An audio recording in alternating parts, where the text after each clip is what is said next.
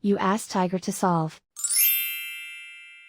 This deals with linear equations with one unknown. The final result is c equals -13/3. Let's solve it step by step. Group all c terms on the left side of the equation. Subtract 7c from both sides. Group like terms.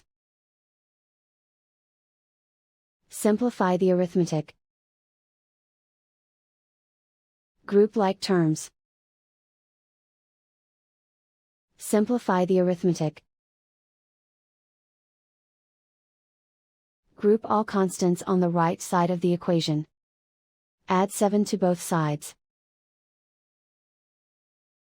Simplify the arithmetic.